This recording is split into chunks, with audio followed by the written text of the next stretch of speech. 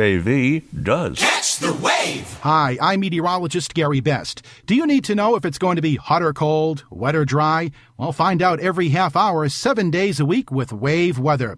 I'll keep you in touch with up-to-the-minute reports covering the greater Merrimack Valley and beyond. It's WHAV for accurate weather when you want it. WHAV Weather! I'm WHAV meteorologist Gerry Best with WHAV weather across the Merrimack Valley. Another cold one with generally clear skies going through the night. Temperatures back down in the teens by early Tuesday morning. For Tuesday, mostly sunny skies and mid-30s. Clear at night, lower 20s. Sunshine followed by clouds on Wednesday. Slight chance of late day showers. Temperatures up in the 40s. Showers likely on Thursday. Mild in the 50s. This is Gerry Best. Your next WHAV weather coming up in 30 minutes. Some gold favorites, the most music. WHAV Open Mic.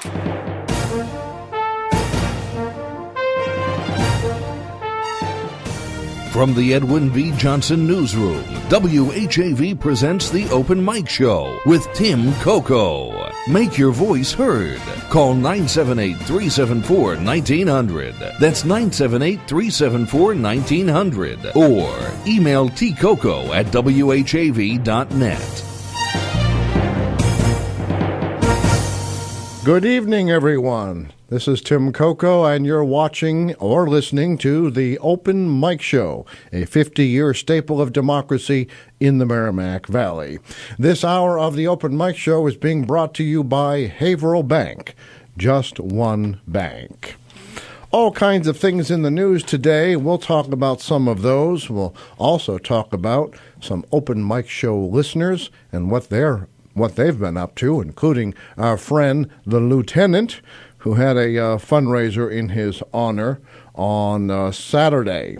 Maybe some of you were there. First, let's say how you can watch and listen. You can watch the Open Mic Show at WHAV.tv on your computer or smartphone. It's also on Haverhill Community Television, Channel 22 in Haverhill. You can listen to the Open Mic Show and all of WHAV's programming 24 hours a day, 7 days a week at WHAV.net. on your computer or cell phone, and in the background on cable television and over Channel 8, Methuen Channels 8 and 22 on Comcast, Channel 32 on Verizon Fios, Plasto Channels 17 and 23, Sandown Channel 17. Maybe one of our listeners can tell us whether or not our sound is back on Channel 22. I was told, and if you've been following WHAV News, WHAV was told that its audio would be removed from Channel 22 so that they could show beach videos and play beach music, calypso music, and the like. I don't know, and they said that would stay on until the snow melted. Well, there's still snow on the ground. I suspect we might be getting rid of the last of it around August 1st, but you never know. If you'd like to interact with this program, and really tonight is open lines, I have a few things to lead the discussions with, but you are more than welcome, encouraged even, to call the Open Mic Show, 978-374-1900, 978-374-1900. Please feel free to call the program. If you are shy, you can use the message board at WHAV.tv, their comment area right below the TV screen. Add what you will there. I've cleaned out the old comments, so we're fresh and ready to go. You can also email me at tcoco, Tcoco, at WHAV.net. In fact, I'm going to make sure I load my email program now so I can see those. All right, many, many prizes. Again, we are taking April birthdays and anniversaries tonight. All you have to do is wish someone a happy birthday or wish a couple a happy anniversary, and their name will be entered into the contest for the LBD Second Generation Italian Bakery Cake Contest. Our very good friends at LBD's open every day at 6 a.m., if you can believe that, the middle of the night for me. So they're at 140 South Main Street in Haverhill, or the Bradford side of the river. You know, there's always been a discussion item there, and all of you listeners are not taking me up on it. What should we call the Bradford side of the river? It's the former town of Bradford, at least until 1896.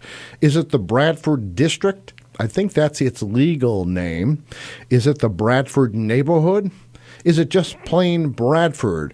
And, with a finger to Haverhill for people who don't like that. What would you call Bradford? But we'll get to that. LBD Second Generation Italian Bakery brings us 7-inch cakes, your choice of chocolate or vanilla. You know, someone did this last month, and you can do it too. Wish yourself a happy birthday if your birthday is in April. My birthday is in April, but I'm not allowed to get the contest. I have a conflict of interest hosting this program. But maybe you have a birthday, and you can wish yourself a birthday. Wish your neighbor a happy birthday, or your neighbors that are married a happy anniversary, and then invite yourself over for a slice of that delicious cake from LBD's Second Generation Italian Bakery. And then our good friends at Kimball Tavern Antiques, corner of Salem and South Main Streets, have this question out there, and they gave a clue last week, so you really ought to pay attention because these clues will help you win. To win a $10 gift certificate, and Marcelle, you have been specifically challenged by the host of this contest, so if you're listening, Marcelle, you're expected. You're the almost unchallenged champion here. So, all right, here's the question. John Greenleaf Whittier used to frequent 2 New Hampshire towns, probably among many, but 2 in particular. What were the names of those 2 towns? And while you're at it, there are 2 locations, at least 2, but we need 2 in particular, 2 locations named after John Greenleaf Whittier in New Hampshire. And I forgot what the clue was last week, so you really should have been paying attention. And you could win a $10 gift certificate, same as cash, to Kimball Tavern Antiques. You know, I want to do a special shout-out to Craig and Rod at Kimball Tavern, or the Kimball Tavern family, the Wood Brothers, or as I like to call them, the Brothers Wood. You know, last week on this program, Rod said that the Kimball Tavern Antiques would donate a gift, a prize, to the Brian Langlois Relief Fund. Brian had a wonderful event. He's the lieutenant, by the way. Had a wonderful event at the Crescent Yacht Club Saturday. We'll have some pictures from time to time during the program. I was very pleased. We have a photo of Brian dancing out there on the dance floor. Did a pretty good job. I did not dare to go anywhere near the dance floor. If anyone knows me, I could be dangerous on the dance floor. So I didn't go out there, but there were also wonderful food, treats, music. I have to say, I must be getting old because the loud rock and roll music made it difficult to have a conversation, but younger people could do that without a problem. So it's either my hearing or my ability to speak over loud music. But that was about the only thing. But the band was great. They did a good job, and their services were also donated. But Kimball Tavern Antiques came through with a big prize, and I think it went for like $50. So very, very, very generous. Hey, before we go to the phones, one last prize item. Maybe Nate will remind me if we had a contest going. Well, I have Yeah, that's the one. Haverhill Police All-Star Game versus the All-Pro Patriots Celebrity Softball Team. Now, these are the Patriots, New England Patriots. Not sure which players are involved in the Celebrity Softball Team, but they are playing Haverhill Police at Haverhill Stadium Monday, June 8th. Each ticket admits two. It's worth $20. We have quite a few of them. If you call the program tonight, we'll do this on a first-come, first-served basis. And so up to 24 people can go. We have 12 tickets, Nate informs me. Up to 24 people can go. Again, worth $20 for two. Yours for the asking, but you have to call the program. You are on the open mic show. For two. Yours for the asking. Are you there? The program. You are on the open mic show. I'm hearing other noises. Are you there? Yours for the asking. You on? Marcelle? Yes, you're on the. Nate, I can hear you, which means you didn't transfer that well. All right, let's try that again. All right. Okay, so I think Nate gave us a clue as to who might have been calling. All right. Some news items.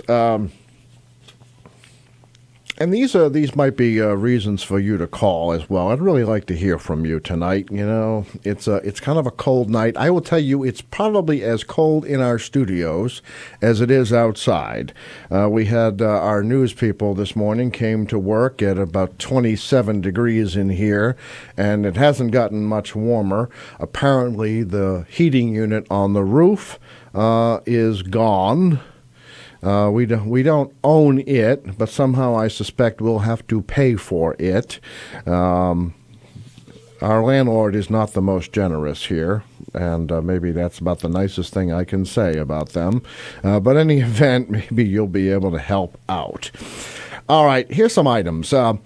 Mayor Fiorentini is giving the State of the City address tomorrow. That all sounds rather, like there should be fanfare and a marching band, but it's a rather short speech at the beginning of the Haverhill City Council meeting. And I thought, why don't I ask listeners what they think the state of the city is? You can be specific. Is it strong? Is it city growing? Is it growing the wrong way? I'd like to hear your thoughts on the state of the city. I had the opportunity today to speak to former mayoral contender and firefighter Tyler Kimball today. He says he has not yet made up his mind about whether or not he will make a formal run for the corner office in City Hall. He's talking to his committee. You may recall 2 years ago, Tyler Kimball ran on a write-in campaign. And for a write-in, in about 2 weeks of campaigning, he certainly got a lot of attention. So I thought that's also a good opportunity. Who would you speculate might run for local office this year? I understand you can pick some of the other towns that are around us. I understand there is a Wood running for office in Groveland. Maybe one of you can confirm that. But in Haverhill, will the mayor be challenged? Will there be any new entrants to the Haverhill City Council? Those are among the things you can call and talk about tonight. One last item. Haverhill Gazette salesperson, everyone seemed to know Tom Nisi. Officially, he was Frank Tom Nisi, but everyone knew him as Tom. Maybe you have a thought on his passing at age 71. You are on the open mic show. Hi there. I couldn't hear you before. Oh, yeah, and we couldn't hear over here either. So, so you're calling because your name was singled out? Well, I was looking it up just before because I remember Rodney challenged me last week. That's right. Isn't that fun? We have like a little club here, don't we? Actually, I had seen him at the library, and I mentioned an answer, but he didn't like my answer. So I had to go research it again. Oh, he gave you a clue at the library? No, I gave him my answer, and he said no. He didn't agree with it. I said, for one of the places was Hampton Falls. He didn't like that. Now, actually, that's the one I think most people would have picked. If I didn't already know the answer, I would have too, because that was where he passed away, I believe. Right. But no, we have two others on this list. Well, is Hampton considered a different answer? Well, it's not considered a winning answer, I'll say that. Oh, all right, then I got one more, but that might be one of them. Now you're looking for places. All right, this is the question, and as you know, I don't make up these questions. So, he's looking for two New Hampshire towns that Whittier used to frequent, and that's his word, frequent. Now, like I said, it could be very many towns, but there were two in particular. Maybe the Wood brothers will call and tell us why they picked these two out of all the possibilities. But so, you want to try again, or you want to store it up until you get Great Boar's Head. That's Hampton, right? I don't know. Does So that that sound wouldn't right? be it. All right. So no, I guess not. These are two particular towns rather than parts of towns. Well, then I was going to go to the second part. Skip the first. Give someone the second part answer if I can get it. You know, he first originally had a question about the Whittier Bridge, but I guess he withdrew that. It's okay. What gives you that impression? Because I remember because I was looking it up. Because you're very close. Matter of fact, you've actually. I think he's actually looking for the locations of these things, but Well, the Whittier Covered Bridge is in Ossipee, and there's also a Whittier Highway there, Route 25, and there's also a Whittier Hotel. Well, all right, you put me in this awkward position because among what you have said are among the answers, but I don't know if we want to reveal which ones, because you can't win until you also come up with the towns. That's true. And so should we give someone else half the question? Well, that's up to you. I don't mind giving half of it away. All right, I'll tell you what, listeners. Marcelle just answered half the question. Now, but she gave you three answers, so you're going to have to pick two out of those three for the half. Name two locations named after Whittier in New Hampshire. I have to say that was really good, Marcelle. Got another one, Whittier Road in Merrimack. All right, so she's given you four, but I already told you that there were two among her first three that are the answers. And then, of course, you still have to come up with those two towns. Right. Is Portsmouth one? No. I'll hold off on the other one. I got to look that up again. All right, I have to say I don't know what the criteria was to get these two towns. Maybe someone was this is since I'm president of the trustees at John Greeny of Whittier, I might be thrown out for maybe he was sneaking over the border for something illicit. I don't know why he's picking these two towns. Well, he eliminated Hampton and Hampton Falls, so that's. Yeah. I was just reading how he used to picnic at Great Boar's Head. Yeah, and I believe he passed away in Hampton. In Hampton Falls. Yes. That's where he passed away. It's his cousin or a friend's house. Yeah, so I don't know. Maybe the brothers Wood will give us more of a clue about why they chose these two among the many. I still have another one, but I won't say it yet. All right. Because it might be the right one. It's different. All right. Well, there's a kind of a clue in one of your answers. So One of my answers. So I'm going to confuse you some more. Well, unless you're saying it's Ossipee. I didn't say. Oh. I think I gave away too much, though. All right. Well, Marcelle, you're the unrivaled champion, so you still have a shot. All right. We're working this some more here. All right, then. Hey, do you have any birthdays or anniversaries you want to? I know you had the biggest black book in the world a while back. Oh, yeah, but I think most of them have gotten the cake, so I want to give someone else a chance. Oh, you're very nice, but, there are a couple who've gotten a couple here. So well, can a relative of yours get it? As far as I know, I guess it depends if it's I'm just trying to think of... It's not a blood relative. The only relative who is not eligible would be my spouse, but that birthday is not in April, so... Well, I could wish a happy birthday to your aunt by marriage, Priscilla. Aunt Priscilla. Yes, she's eligible. All right. She's eligible, so Nate, you want to make a note of that? All right. So are you very friendly with my aunt? Well, I bump into her quite a bit. She volunteers down the senior center. She does a lot there. I have to tell you, Nate's going to yell at me because I'm way over time, but I didn't realize. I saw my aunt's sister on one of Jay Cleary's television programs about how she grew up at Birchbrow. Oh, yes, that was so interesting. You saw that too? Yes. So I'm thinking, oh, wait a minute now. There's not that much of a difference in age between them. So I started looking into it, and I haven't had a chance, and if she's watching... Hi, Aunt Priscilla. Sorry for the delay, but I haven't had a chance to check in with her, but she must have grown up there as well. Thomas Sanders, the first treasurer of AT&T and the financier of Alexander Graham Bell, had a mansion on Plug Pond, kind of between Plug Pond and Canosa Lake, and apparently my aunt grew up there. So thank you for the reminder, Marcelle. You know, I also they have a brother who lives in Andover. He does volunteer work at the Andover Senior Center, and I met him at a concert. We had a nice chat. You know, Marcelle, you are the socialite, going to everything. So it is enjoyable. What's that? It is enjoyable, especially after being stuck in all winter. Oh, yes, I understand that. Well, thank you very much, Marcelle, for your call. I really appreciate it. And feel free to call back with more. We've entered a birthday cake into the contest.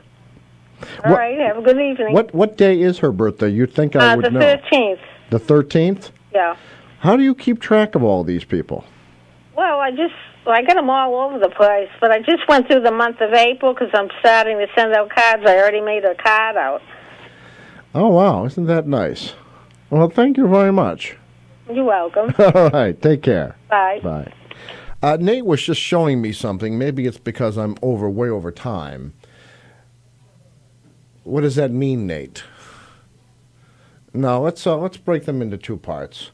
So let's take a very brief break for this day in Massachusetts history on Mass Moments. We'll be back with more of the Open Mic Show in just 1 minute. Open mic! Tim Coco and the Open Mic will be right back. Get in on the action. Call 978-374-1900 or email tcoco@whav.net. If you are enjoying this program, please consider making a donation right now. Your donations to not-for-profit WHAV help keep these vital community services on the air. Donate online at www.whav.net. This is Pacifica Radio for the Merrimack Valley, WHAV. Catch the wave! Here. Don't forget your free ticket to the biggest theater in the world. Your seat is reserved for Modern Theater of the Mind every Tuesday night. WHAV presents Radio Theater Project, a new anthology series of comedies, dramas, mysteries, and science fiction. Tune in every Tuesday night at 10 p.m. or the encore performance at 1 a.m. Remember, only local radio can bring you this feature opportunity, but only WHAV does. Today is March 23rd. On this day in 1948, Lowell native Jack Kerouac happily noted in his diary that he had written 2,500 words. If he could keep this pace up, he would finish his first novel in a matter of weeks. The highly autobiographical Town and Country was published in 1950, the same year he began writing On the Road, the novel that earned him the title Father of the Beat Generation. By the time he died at the age of 47, Jack Kerouac had published 14 books. Although only On the Road is read today, it is widely considered one of the most important and influential American novels of the 20th century. And Jack Kerouac is celebrated as one of Lowell's favorite sons. For more about Jack Kerouac, go online to massmoments.org. This Massachusetts Moment has been brought to you by the Massachusetts Foundation for the Humanities.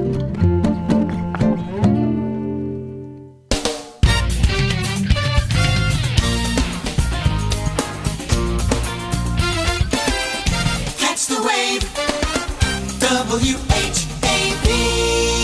Open Mic.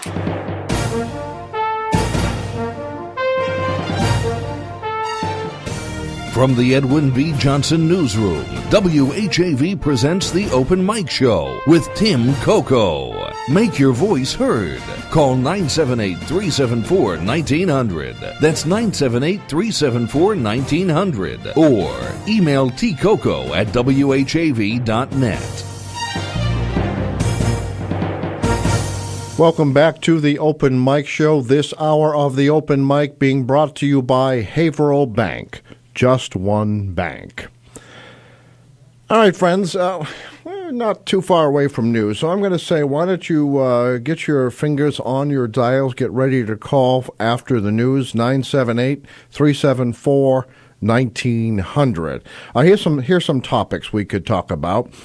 All right, tomorrow, Haverhill Mayor James J. Fiorentini gives his State of the City address.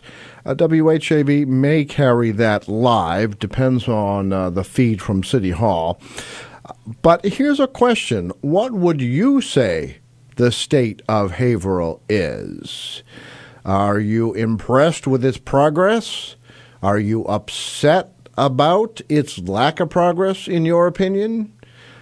What are your thoughts? What would be your State of the City rebuttal if you could give one? That's one possible topic.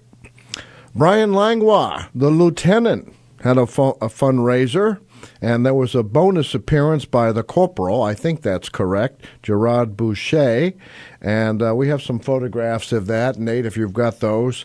Brian was seen dancing, having a good time.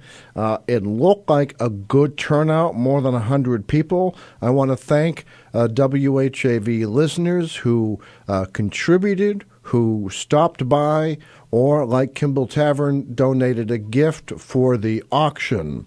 I believe the box of baseball cards, I think brand new unwrapped baseball cards, I think that went for $50. So if the man in the red sweater on your TV screen, if you're watching, is Gerard Boucher. It was good to see him as well. You may be aware he was blinded during the Vietnam War in battle. He's also had kind of a tough year. His wife passed away, and it was good to see both gentlemen having a reasonably good time at the fundraiser at Crescent Yacht Club.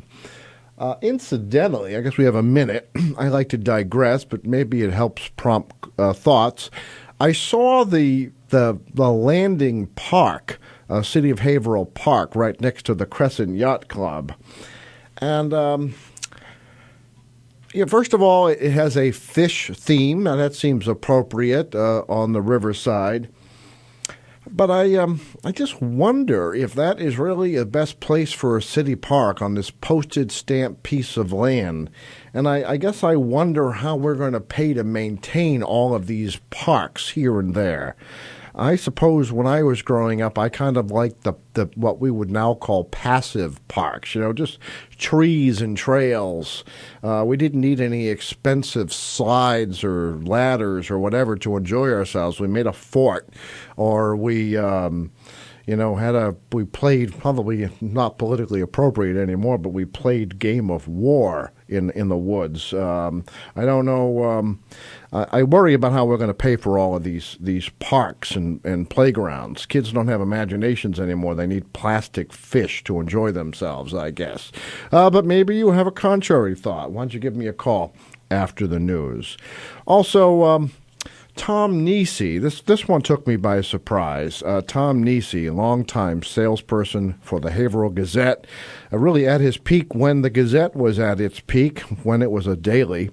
Everyone knew Tom Nisi as Tom. Officially, he was Frank Thomas Nisi Jr., 71, lifelong resident. Passed away Friday at Leahy Medical Center. Maybe you have a memory of Tom Nisi you want to share with the Open Mic Show. Feel free to call after the news, 978-374-1900. 1900. Let's take a break now for local news with News Director Dana Esmo, national news from FSN, local weather, and then we're back with more of the Open Mic Show and your calls. Open mic! Tim Coco and the Open Mic will be right back. Get in on the action. Call 978-374-1900 or email tcoco@whav.net. If you are enjoying this program, please consider making a donation right now. Your donations to not-for-profit WHAV help keep these vital community services on the air. Donate online at www.whav.net.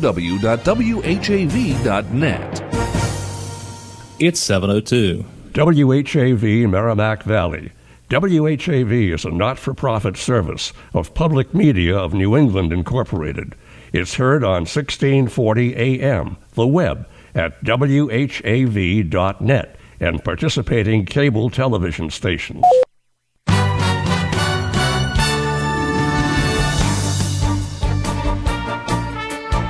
Here's what's happening in local news. The Haverhill City Council Tuesday night will revisit a proposal to allow a used car sales lot on East Broadway near the intersection of Groveland Street.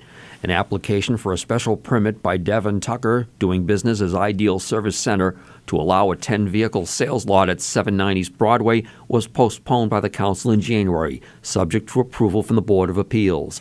That panel gave its approval at its February 18 meeting. However, the council on February 24 again postponed the public hearing to March 31st. The hearing is now requested 1 week earlier as an appeal period to the Board of Appeals approval expires Tuesday, according to council documents. Earlier, Haverhill Police Chief Alan R. DeNaro wrote a letter to the council raising concerns, in his opinion, increased commercial use of the property designated for automobile service and inspections would, quote, negatively impact the neighborhood as a whole, end quote. Also on the council agenda, Mayor James J. Fiorentini is scheduled to present the annual State of the City address after the start of the meeting. The Haverhill City Council meets at 7 p.m. Tuesday in council chambers at Haverhill City Hall. In local business news, 8 new resident physicians have been selected for the Lawrence Family Medicine Residency Program by Greater Lawrence Family Health Center, which on Sunday completed a resident physician match on the 3rd annual match day through the National Resident Matching Program, according to a news release. A Greater Lawrence Family Health Center spokesperson said, quote, residents in each of the 11 selected residency programs will spend an extra year of training to acquire an additional set of competencies. These include enhanced practice-based learning and improvement, systems-based community-oriented practice, additional expertise to address health disparities and social determinants of health, and provide care in the office, hospital, nursing home, and athletic field, end quote. This year's group of interviewed candidates hailed from medical schools in 30 states and 4 countries. The residency is sponsored by Greater Lawrence Family Health Center and is affiliated with Lawrence General Hospital. For more in-depth coverage, visit whav.net. Haverhill Public Schools has been named a District of Distinction by District Administration magazine, according to a Haverhill Public Schools spokesperson. Haverhill is among 62 districts that were honored in the March 2015 round of Districts of Distinction, the magazine's national recognition program for K-12 school districts. Quote, we are pleased to honor Haverhill as a District of Distinction, said J.D. Solomon, editorial director at District Administration magazine. Quote, like all our honorees, Haverhill Public Schools serves as a model for school leaders across the country, end quote.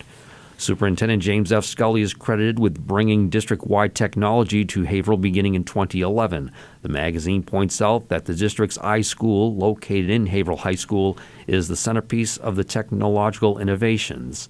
Tim DeFalco, Director of Technology, told the magazine, quote, we believe our model of customer service with a solid networking infrastructure to support future growth and consistent on-site training provides a refreshing and unique culture shift to the public school system that is innovative, efficient, and customer-focused for our schools and the entire Haverhill community, end quote.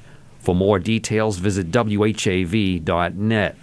In local high school sports, the Haverhill Hillies continue preparations for the spring sports schedule as the boys' varsity lacrosse team hosts a scrimmage against Georgetown High School at Trinity Stadium Monday evening. For more schedule details, visit whav.net.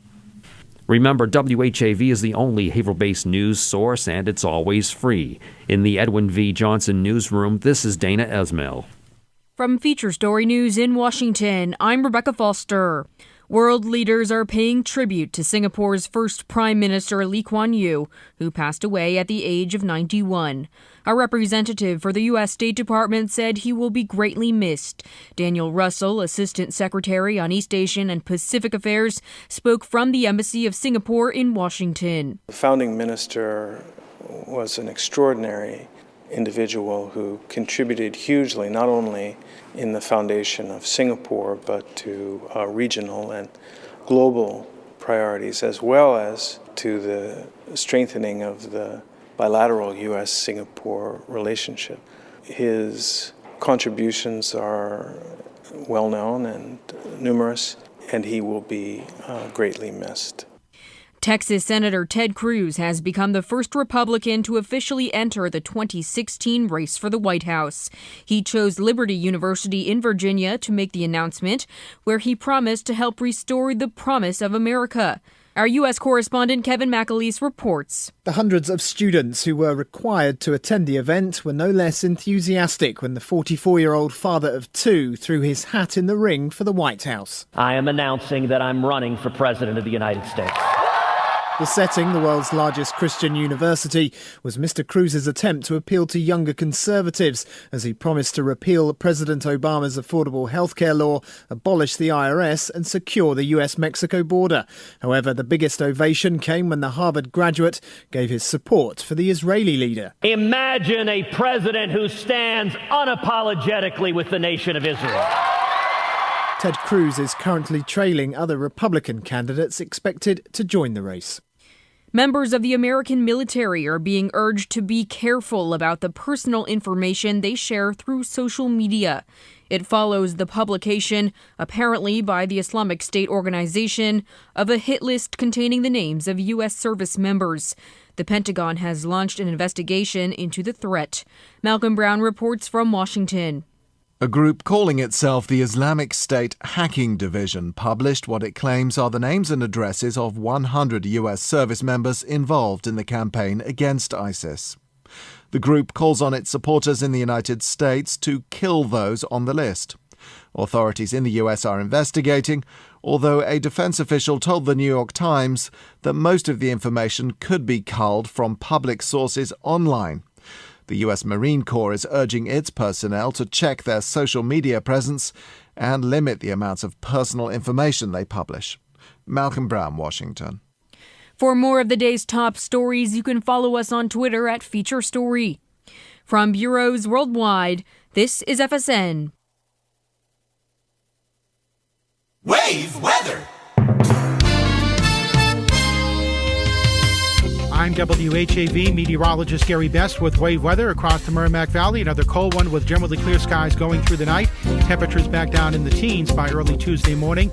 For Tuesday, mostly sunny skies and mid-30s. Clear at night, lower 20s. Sunshine followed by clouds on Wednesday. Slight chance of late day showers. Temperatures up in the 40s. Showers likely on Thursday. Mild in the 50s. This is Gerry Best. Your next WAVE weather coming up in 30 minutes. Phil Christie here. Are you listening to WHAV on cable television? If so, join WHAV in thanking the board, staff, and members of your local public access channel.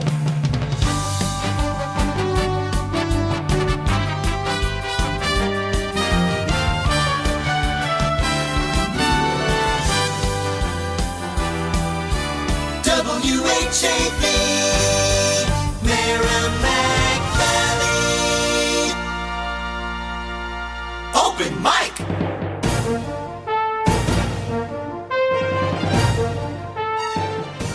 From the Edwin V. Johnson Newsroom, WHAV presents the Open Mic Show with Tim Coco. Make your voice heard. Call 978-374-1900. That's 978-374-1900. Or email tcoco@whav.net. This hour of the Open Mic Show is being brought to you by Haverhill Bank. Just one bank. In master control, producing is the inimitable Nathan E. Webster III. I'm Tim Coco, your host. All right. We do have some calls backing up, but we're moving them back through the system. So we have one on your side. Okay, Nate, so you are on the open mic show. Hello, is that me? That's you. Oh, I thought he said he had somebody ahead of me. I don't know what that Well, there was someone ahead of you, but All right, that anyway, person hung up. So it was good to hear Marcelle. She's pretty close. I thought so, and I didn't want to give away no, too I'm going to much. give her a little hint. Now, what did I hear? I just heard on the weather it might be 50 degrees. Yeah, well, we could certainly use it, couldn't we? Yeah, so that'd be good. That'd be nice. Anyway, so I would have stopped in, but I just Saturday. I had a lot of stuff going on. I was trying to get some pictures down here for the 375th. Well, you did a good job. I have to say that. Thank you. I want some. I brought some pictures, a nice calendar down to the library for the calendar from 1904. Oh, really? For the 375th. Hopefully they use it in some other pictures I've had. This is a big year for Haverhill. Unfortunately, it's not well organized just yet. Hopefully they'll get it together. Yeah, we'll see what happens. Anyway, the trivia. Okay, she's got it. All you got to do is, if she knows the bridge, what town's the bridge in? Okay, she's got to have that. There's two names for that. That's right. So that's going to give her 3 of the 4 answers. That's right. She already, it's 2 names, and that bridge and that route connects the other town. Route 25 connects the other. She knows it's 25. That's the Woody. It connects the other town. See what happened? I've got some information from Fritz. You know Fritz. It could have been Fritzy Fuller. It could have been Fritz Weatherby. Could have been a number of Fritzes. I don't know what. Oh, Fritz. Okay. But anyway, where I got my information, and he did frequent. Hello. These 2 vacation towns. He liked her, so that's where Route 25 comes in. Hey, let me ask you this question though. Yeah. How did you pick those 2 among the many possibilities? Well, I like I said, I saw it on a show. Oh, okay. Okay. That's where it come up. That's where it come from. I didn't just pick these 2, but if you look where Route 25 is, the name of that route is the Whittier Highway. It connects those 2 towns. All right. Right. So you're. So that's what it is. It connects those 2 towns. So listeners, are you paying attention? So let's see. You're talking about the parks on the river. I mean, when I was a kid, there was playgrounds, Tim. Right? You remember the playgrounds? Yes, I'm just wondering why we have so many now made out of plastic. Well, what was made out of plastic? The fish at Crescent Yacht Club. Oh, I don't know. Instead of wood? Plastic? Yeah, I don't know. I had this worry about all of this. I mean, okay, we probably got 1 million grants that paid for these slides and these. Well, we had. I don't know if we had too many, but we did have playgrounds. Remember all the playgrounds? 12th Ave, Smiley, St. James. They were all over the city. Riverside. In the summer, remember those? Yes, I mean, and I know, but I also remember them being a little more passive. We might have had. I believe there was a merry-go-round. Merry-go-round, seesaws, and swings. That's what we had. But those things, like, you could take a hammer to them and you couldn't damage them. That's right. No, I haven't seen what's over there. I might have seen it, and I don't remember. All right. So Mel doesn't know if he's running for mayor. Mal? Mr. Kimball? No, that's the other Kimball. I mean. Oh yeah, Tyler hasn't. Tyler, not Mel. Mel ran for city council. I'm sorry. Well, you never know. See, that's what that's the kind of thing we thought might be a good conversation. So Tyler told me today he hasn't made up his mind, but he is considering it, and he has a committee looking at it. Yeah. So I think we're pretty close to kicking off the local election season. Well, now, you had some friends who were candidates. What about Len Russo? Well, I don't know if he's planning on something. I'm not sure what at this time, and I'm not going to let the cat out of the bag until he's ready to let it loose. But I noticed that I did see some signs in Groveland, and somebody asked me if I had moved to Groveland. I says, no, I still live in Haverhill. So is that Mike Wood? Well, you know Mike, huh? Well, I have to say a mutual friend of ours who used to host this show gave me a tip on this. Yeah. But I don't know much about him.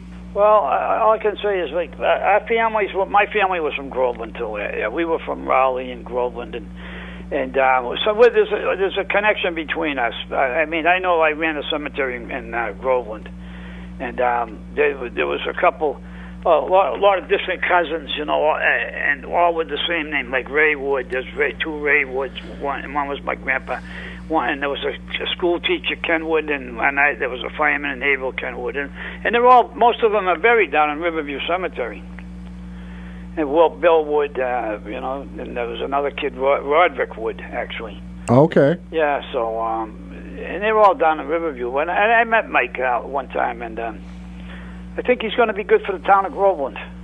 Now they have 5 seats this time around, going up from 3. Right? So Yeah, I think it's going to work out better for him. All right, so we'll see what happens. I went through something down there with the selectmen when I was fighting for my job back then in 2006, the end of 2006, and they didn't want to rehire me. But that's all right, you know. Well, WHAV is still banned on Groveland television, so I guess there's a whole club of us, aren't there? Yeah, well, that happens. And I had one guy. He was a selectman, and you know what he says to me? One of the guys down there, he was actually my cemetery commissioner. And you know what he says to me one day? He says, "You're not from Groveland." I says, "What do you mean I'm not from Groveland?" So I went down. I had to get the birth book, 1949. I says, "Who's this guy? Who's that guy right there?" And it was me. I said, "Who do you think that is?" He says, "Oh, I didn't know you were born in Groveland." My parents lived on School Street. I says, "By the way," I says, "I do happen to have my 8th removed grandfather buried in the front, buried in 1769 before the Revolution." Oh, okay. So our family goes back a long ways in history of Groveland. Well, others don't have a memory as good as your family history. So. Well, no, you know what it was? It was pretty easy to trace the family, the line. It was pretty easy. Did you use Marcelle's genealogy class? Well, I did. I did go to that class, you know. I thought you did. Yeah. Yeah. So, actually, my older brother Gerry, who passed, his birthday was April 11th. When's yours? April 30th. April 30th, the end of the month. So. That's right. My mother's was May 1st, so we always celebrated them together. Yeah, May Day. Yes. My friend's daughter, May 1st. Yeah. So, anyways, just to give Marcelle a little heads up on that, it connects. If you get a map, you follow Route 25 and see where it takes you. All right, but Marcelle. She's got to come up with where the bridge is too. All right, Marcelle. So you also have to list the locations, right? And so, what do you think? How do you think the direction of Haverhill is going? All in all, very positive. We've seen a lot of growth. We've literally seen growth. I mean, when I was growing up, the city was stagnating. It could not make the 50,000 population mark, and then all of a sudden, it exploded. That's right. And I'll give credit where credit is due. When Bill Ryan was mayor, and I know he was popular when he started. He won re-election. He was unpopular when he finished. Yeah. Obviously, still has a following because he's been elected to the city council. Oh yeah, he's popular. But he did some things back then that a lot of people criticized, but I still think were very important.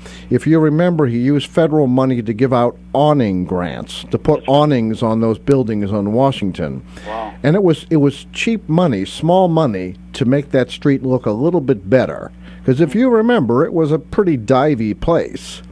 All of a sudden, you had people fixing up and painting and then selling and then turning over their properties. Yeah, Bill had a connection downtown on Merrimack Street. Bill did? Yeah, I'm sure it was his brother-in-law. They were tied into the Cork and Kerry. Oh, really? Sure. Well, see, there's always these conflicts. I used to frequent the Cork and Kerry. The Cork and Kerry? Yeah, that was on Merrimack Street. Where was that? Oh, somewhere in, I think, where that, in between that parking lot there, where that parking lot is. It used to go down. It sloped down behind, towards the river. It was in the middle. It was in the middle. It sloped down. Now I think there's a parking probably where that bank is now, Haverhill Bank. Probably Okay. Somewhere in there. Yeah, there was a little street. The bank sits on top of a street. You don't remember the bar, Cork and Kerry? It sounds vaguely familiar, but when I became drinking age, which was younger than it is today, by the way, when I became of drinking age, or legal age, or whatever you want to call it, one of my first hangouts of all places was Georgie K's. Oh yeah. Well, George was the mayor, and just before I got on the highway department, Lou Burton hired me when I first got on the highway.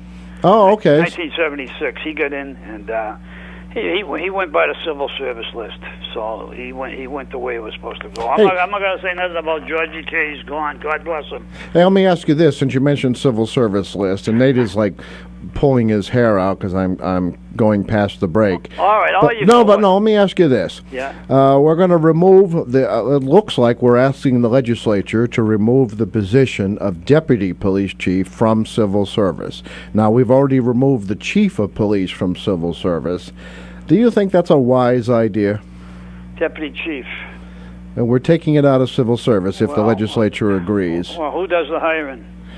Well, that would mean the mayor would have unlimited authority, and I'm not criticizing the current mayor. There could be a future mayor. Yeah, I think you need a better process to select somebody than one person. I'm not saying whether to go with the civil service or not, but I think the city council should weigh in on who should be the deputy chief. Oh, maybe a confirming process. Now, that's right.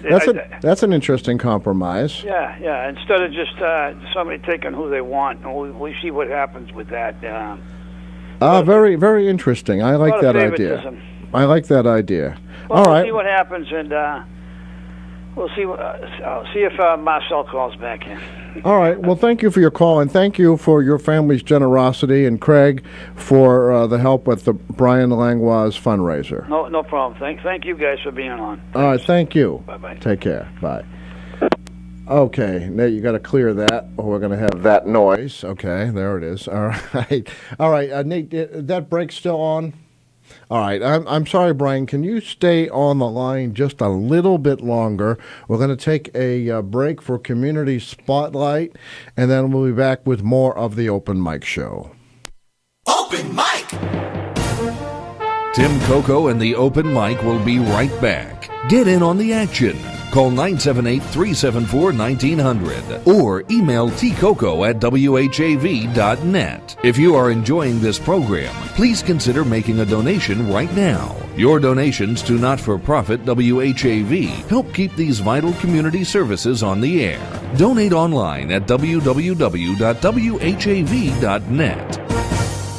Try listening to WHAV in your car or anywhere on your mobile phone. For fast access, visit WHAV.net. Community Spotlight is brought to you by Haverhill Bank. Haverhill Bank is a generous supporter of the area's civic and cultural programs. That's all it takes is just one bank. Haverhill Bank. Community Spotlight.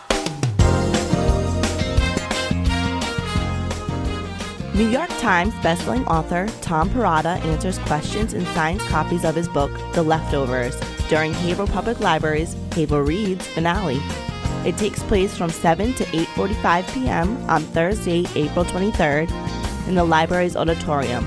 Register online at www.haverhillpl.org under Calendar of Events, or call 978-373-1586.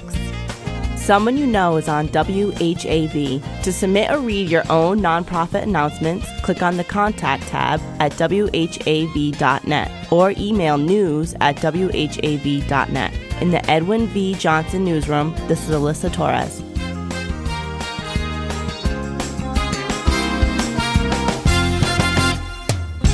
WHAV.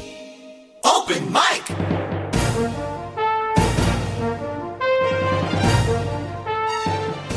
From the Edwin V. Johnson Newsroom, WHAV presents the Open Mic Show with Tim Coco. Make your voice heard.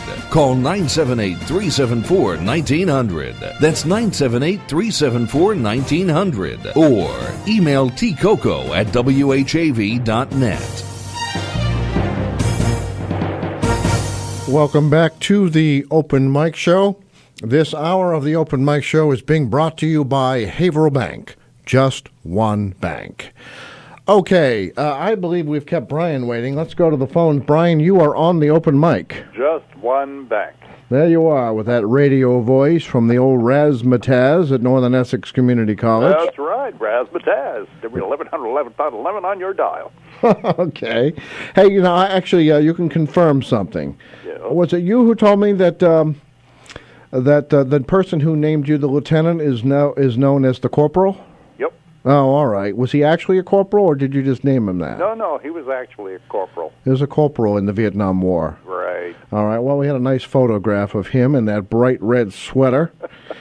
And we had a photograph of you dancing, and lots of comments on that. Did you see those on Facebook? I heard. All right. I haven't been online. My computer is down again, and I've been kind of out of commission in a way since the fundraiser. And anybody listening, I've got a ton of phone calls to return to people, so I haven't been able to do that yet. All right. Well, maybe you can do some of it on the air now. Maybe so. Well, it was a nice event. It seemed like it was very well attended. It was, and I want to thank everybody involved. It really felt good to see all those people. I thought that a lot of the people there, when I walked in and I was sitting at a table, I thought were maybe regular customers of the Crescent Yacht Club. And but they weren't just regular customers. They were all for the fundraiser. See, you didn't know how popular you really are. Right. Well, somebody did some marketing, huh? Well, the community loves you, so there you go. And no, and I know some people plan to do something. People who either couldn't make it or wanted to do something more. I think you'll be seeing some more. And matter of fact, I'm sure Nate will put it up on the screen for those watching on television. But you can still contribute to the Brian Langlois Relief Fund at any Haverhill Bank branch, or you can mail your contribution to the Brian Langlois Relief Fund, care of Haverhill Bank, 180 Merrimack Street, Haverhill, Massachusetts, 01830. There we go, Brian. Very good. Now, I have to admit, see, it's a good thing I don't let my physician go to parties with me, because there were some absolutely delicious double chocolate chip cookies there. And I'd like to say I had only one, but I had two. No such thing as one. No, there isn't. And anyone who's looking at me can see, anyone who's watching, that I really should cut down on my cookie consumption. But and then there was I had a seafood salad sandwich, and then I couldn't resist. I went back and had a roast beef sandwich. Oh yeah, yeah. Everything was so good. No, it was a very nice event. It was good to see you. Oh boy. So were you a bit overwhelmed by the event? I guess so. All right. I guess so. And I was not planning on getting on the dance floor. I don't know how to dance. Hey, listen, you did a better job than I would have done. Well. And I wish we had a better photo. I was just using my camera phone, but we still have the photo. Uh-huh. And does anyone talk to you about it? Yeah, somebody called last night to tell me you had it up there. And I haven't told my brother or my nephew, and they're on their way over. And so I'm going to... That's right, I met your brother as well. You did meet my brother. Could you tell he was my brother? I have to say, I would not have thought you two were related. Really? Okay. No. No, people say, well, where's your brother? And I said, I don't know, he looks like me, I guess. He does? I thought so. He did it one time, well, a long time ago. Well, maybe. Oh, maybe. he goes to the gym a few times a week. I do not. Ah, well, that might be the difference. Who knows? But yeah. Now, who was that woman you were dancing with? I don't know. Okay. I was dancing with two for a while there, and then I handed one off to Corporal Boucher. Oh, okay. Corporal Boucher. It was good to talk to him as well at the event. And he tried to get somebody to match his donation of $500. So that was very generous of him. That was very nice. Has anyone matched it yet? I don't know. All right, folks. You could match the contribution. Brian Langlois Relief Fund, spelled Langlois. Yeah, that's it. At care of any Haverhill Bank branch. Well, the thing is, too, I mean, I was down, 29,000 plus, and then people are donating, and I don't expect it to really hit 29,000. But seeing what a good time the people had and all of the work that was done, I did none of it. And people had a great time, and it just feels good. I'm quite moved. Well, that's great. And Lisa did a great job organizing. She sure did.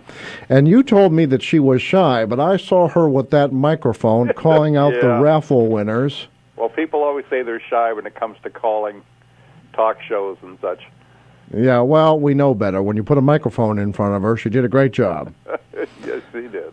All right, good job. Well, thank you very much, and we haven't forgotten. We'll keep trying to work on your behalf. You are a good citizen of the community, and for those folks, by the way, I was looking to see Greg Caleri, and he left sick, but he showed up today at WHAV with his contribution to the Make Waves, Bring Local News to FM campaign. He did, huh? He did. So, great. And just folks who may not know this, but Brian and Greg were two of many who tried to save the original WHAV from a corporate buyout 20 years ago, and we kind of have a new team together that's going to put 97.9 FM on the air. So we need to make that happen. And that's going to happen one way or another. If I have to have Nate go stand out on the corner. Well, let's see how many politicians lend their support. Huh? I will tell you. It's an election year here, I think it's an election year, but I have to tell you, and this might hurt our cause, but I hope not. I find politicians are afraid of a powerful new radio station. Come in. I think they worry about competition in the media and what that might mean for news coverage. But the good news is it means good coverage for the city. And with our signal reaching the seacoast, I think it's a powerful economic development tool as well. But I think they're just afraid of, but maybe they'll keep them honest, pardon the term. So we'll see what happens. But Brian, thank you very much. Okay, Tim. You have a good night, and I'll catch up with you later. All right, thank you. Take care. Bye. Bye. All right. Nate has held up signs. He's held up fingers. He's done everything to get me to take the break. Let's go to local weather. And again, I'm going to always point this out. When those Boston TV stations try to do the weather, and they have to hit this area from like Scituate to the south to Manchester, New Hampshire to the north, and inevitably they cannot do a good job with such a large region. And our local WHAV weather meteorologists right here in the Merrimack Valley, I have to say, all winter long, I have paid attention. When everyone said there was going to be horror shows, they said we wouldn't. And when they said we'd have a blizzard, others said we wouldn't. So they, so far, are right on the money. All right, let's go to weather. We'll be back with more of the Open Mic Show after that. Open Mic! Tim Coco and the Open Mic will be right back. Get in on the action. Call 978-374-1900 or email tcoco@whav.net. If you are enjoying this program, please consider making a donation right now. Your donations to not-for-profit WHAV help keep these vital community services on the air. Donate online at www.whav.net. It's 7:35. This is Phil Christie. Listen to The Wave with fewer interruptions, no pop-ups, and the choice of players by tuning directly from www.whav.net. Catch the wave! On the next Making Contact. So this episode really has to begin with a cup of coffee. I totally agree. Most things have to begin with a cup of coffee. I'm George Lavender of Making Contact. And I'm Mallory Smith of Green Grid Radio. And on this episode, we're going to be talking about coffee? Coffee's actually the second most traded global commodity after oil. Do you want to guess how many cups of coffee are consumed around the world every day? How many? 2 billion cups. 2 billion? But the environmental and social justice impact on producing countries is devastating.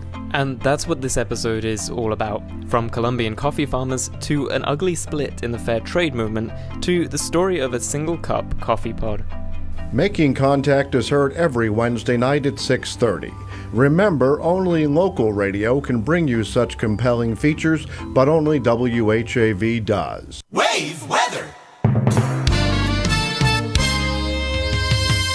I'm WHAV meteorologist Gerry Best with wave weather across the Merrimack Valley. Another cold one with generally clear skies going through the night. Temperatures back down in the teens by early Tuesday morning.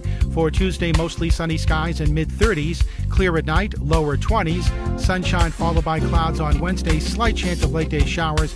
Temperatures up in the 40s. Showers likely on Thursday. Mild in the 50s. This is Gerry Best. Your next wave weather coming up in 30 minutes.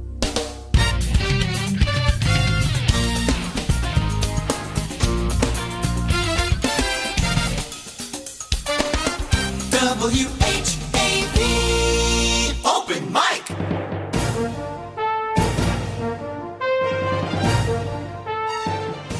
From the Edwin V. Johnson Newsroom, WHAV presents the Open Mic Show with Tim Coco. Make your voice heard.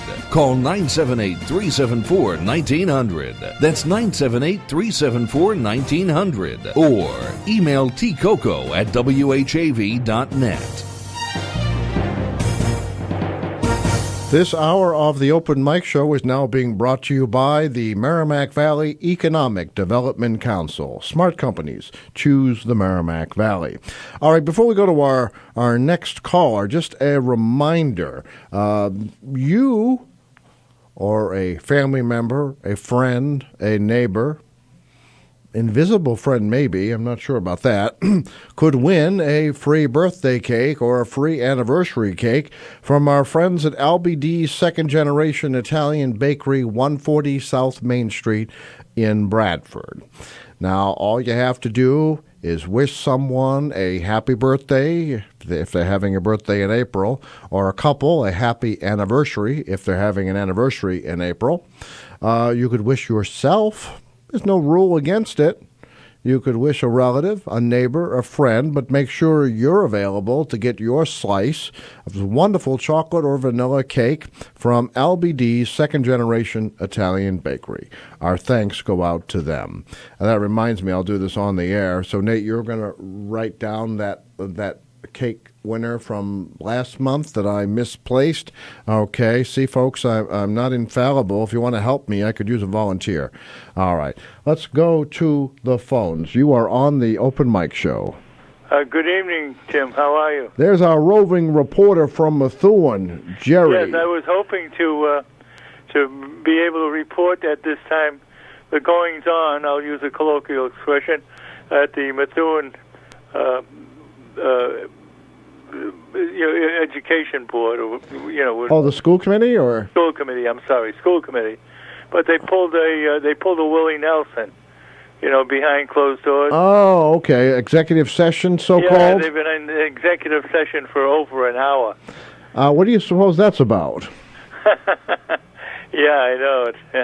I don't know, but so anyway, do all the boards and committees in Methuen all meet on Monday? No. They're different times during the week. Generally Monday, Tuesdays, and Wednesdays. Different. The Conservation Commission and the school board is generally a different day. But see, on Monday, the council meeting is on Monday, and it's like every other Monday. The school committee and the city council meet. They rotate it. Yeah, they rotate because the acoustics are good in the big hall, and the ITT, etc. The broadcast equipment is is set up there, and it's good. You know, Oh, it's well. a beautiful room. You've seen it, huh? Yes, hey, I think Haverhill it's City beautiful. I think Haverhill City councilors would be envious because they have been complaining, and I have to admit I've seen it. They all look green on our televisions, so there's poor lighting at Haverhill City Council chambers. Actually, technically the Theodore A. Pelosi Jr. City Council chambers, and the sound quality hadn't been that great lately either. So Methuen maybe could show them a thing or two. Methuen is, the woodwork is just beautiful. It was part of the estate. That's years right. Ago. Yeah. That's right. The nice big building there. Going down the line, you talked about the possibility of names for Bradford. Yes. And my wife and I were talking about it. And what about calling it the Village of Bradford or Bradford Village? I thought of maybe the hamlet of Bradford. But actually, it's pretty good size as far as area, correct? Yeah, it's too big for a hamlet, really. No, I mean it was a town in its own right at one point. Yeah. So no, I like those. The hamlet of Bradford. I bet there's some Bradfordites. Is that the right term? Yeah. I would like that. The hamlet. Yeah, you want something a little Tony, you know? Oh, yes. Tony. Well, they like to think they're a little Tony over there. Yeah. Hey, you know what? Just because of your suggestion, would you like to attend the Haverhill Police All-Stars game versus the All-Pro Patriots celebrity softball team?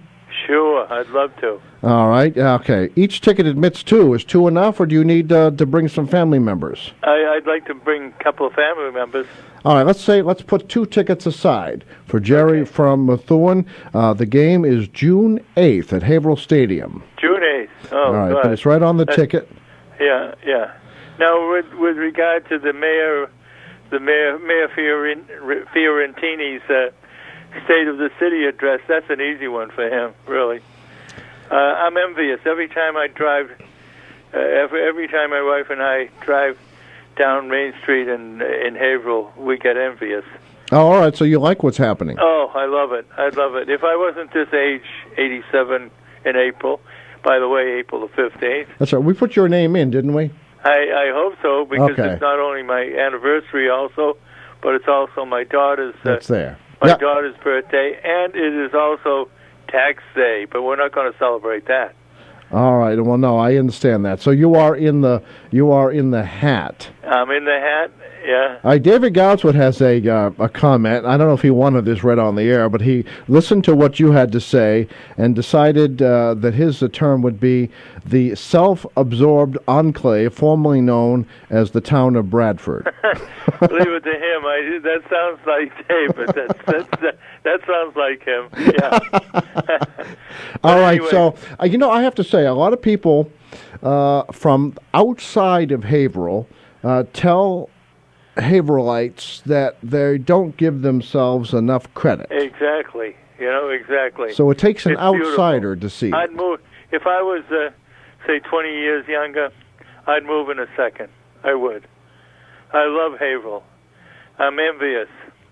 You drive down the main street, even late after 5, 6, 7 o'clock. There's activity. There's people. There's restaurants. People walking the sidewalks. You never see that in Lawrence or Methuen. Are you listening, Mayor Fiorentini? You have an endorsement I hope for he is. for your State of the City speech in fact, tomorrow.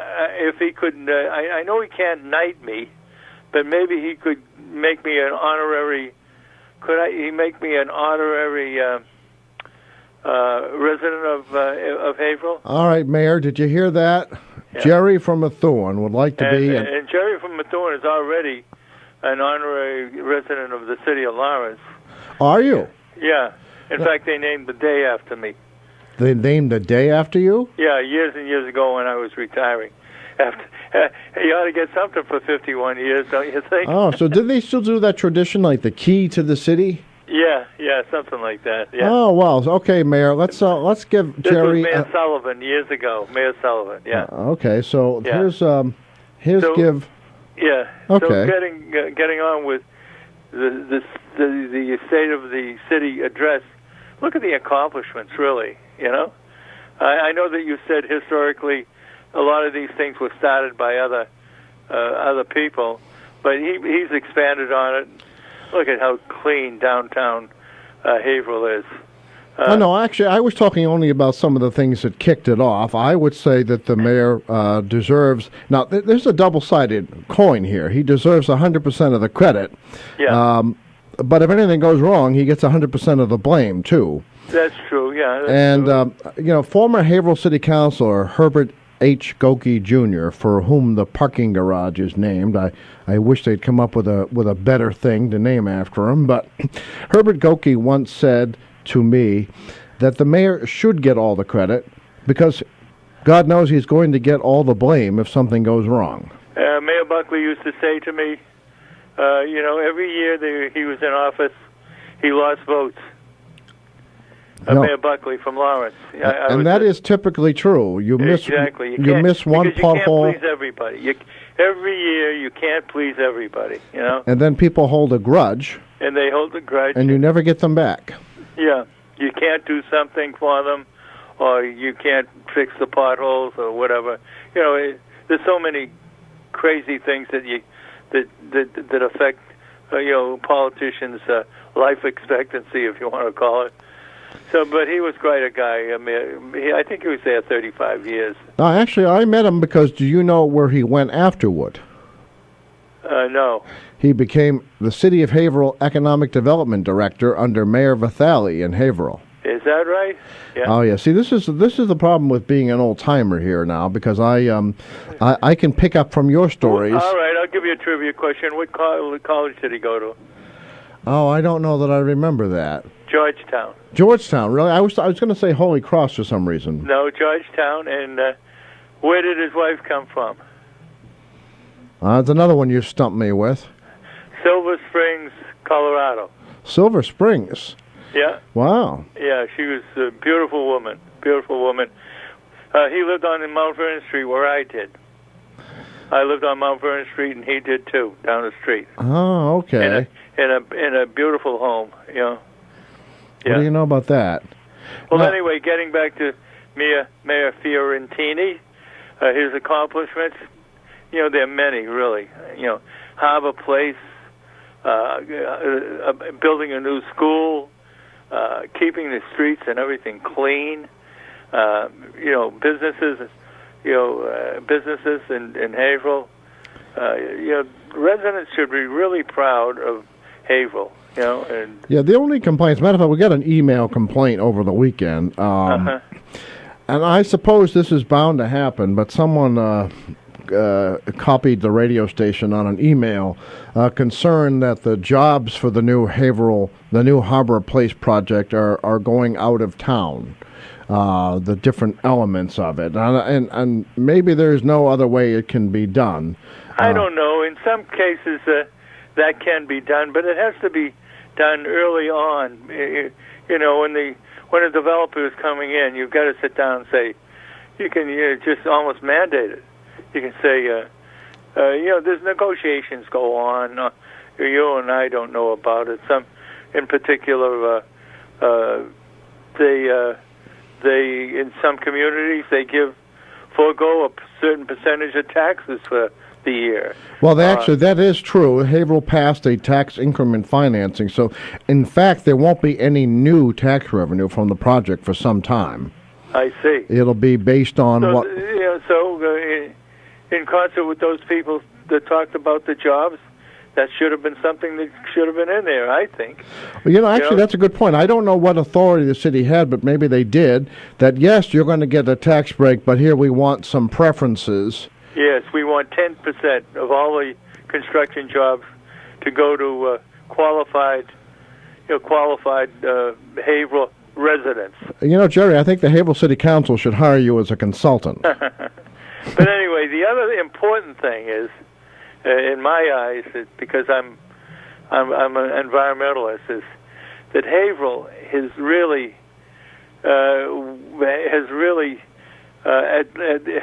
done something, not a lot, but done something to address their combined sewer overflow problems, etc.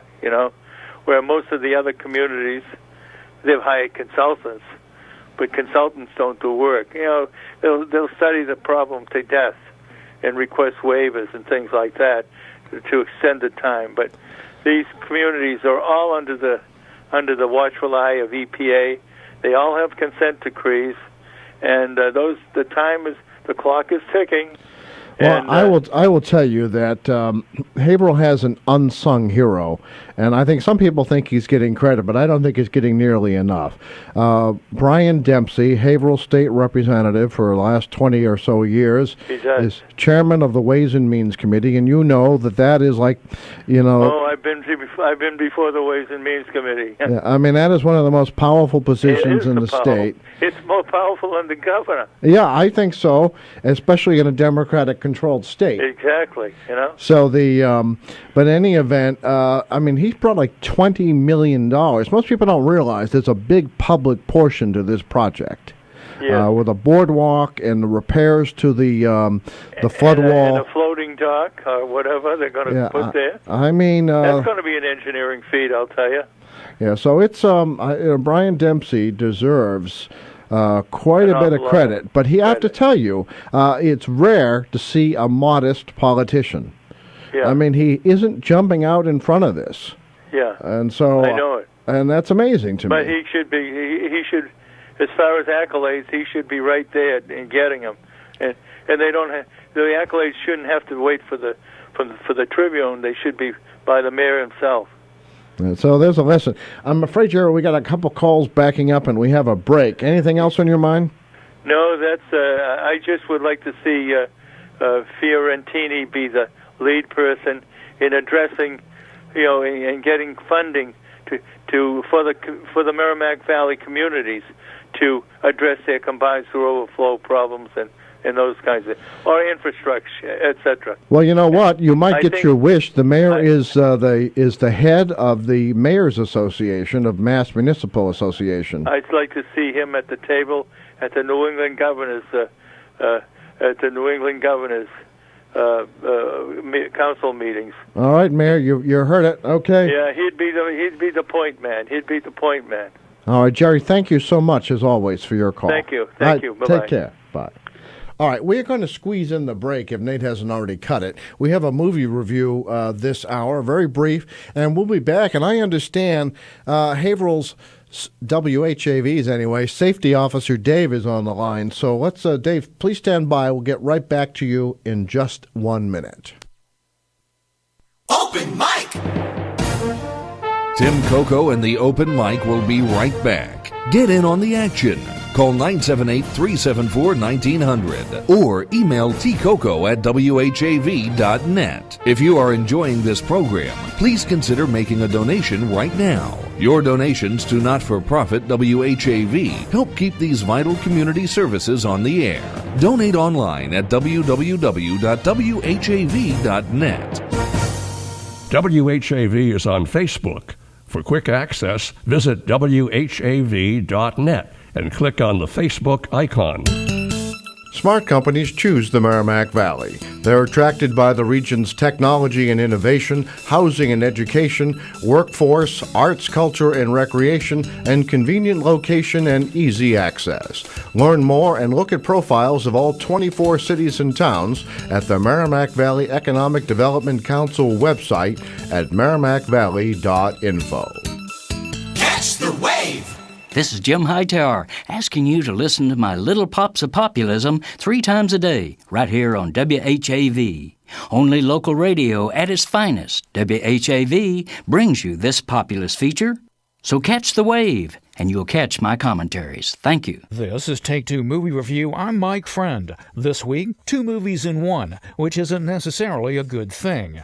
Much was expected from Chappie, the latest from District 9 director Neil Blomkamp. It was to introduce us to an artificially intelligent robot which would learn and adapt like a child. The first film, does that with the occasional provocative or humorous exchange, but the second movie gets in the way, relegating the AI string to, at best, an interesting side sidebar. Like District 9, the setting is the roughest part of Johannesburg, or Joburg, where the Tetraval Company is fielding a force of robotic police officers called Scouts. One of its engineers, Leon Wilson, played by Dev Patel, is experimenting with AI against instructions from the company president, played by Sigourney Weaver for some reason. Another engineer, Vincent, played by Hugh Jackman, using 10% of his skills, sabotages the Scouts to promote the human-controlled super cop things he's been developing, which look like they walked in from the set of RoboCop. That opens the door for Leon to reboot a Scout with his AI. The second Chappie movie succeeds better than the first. It's a gritty but well-produced gangster affair starring members of the South African electro-rock rap act Die Antwoord, and making liberal use of their music. They competently play the gangsters who kidnap Leon and steal Chappie, and while living in an abandoned factory with amazingly high internet speed, take on the robot's training with the intent of having him join their gang. Yeah, you kinda have to be there. If you're looking for a sensitive treatment of AI, Movie 1, Stay Home and Watch Data on Star Trek Next Generation, but for a rough-and-tumble shoot-'em-up and lots of loud Die Antwoord music, Movie 2 will work okay with some popcorn at the multiplex. This has been Take Two Movie Review. I'm Mike Friend. Catch up with us at TakeTwoMovieReview.com and follow us on Facebook and Twitter at Take2_Review.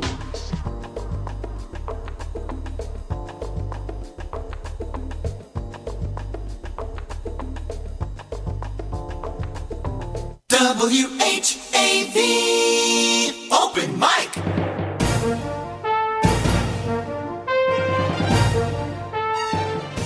From the Edwin V. Johnson Newsroom, WHAV presents the Open Mic Show with Tim Coco. Make your voice heard.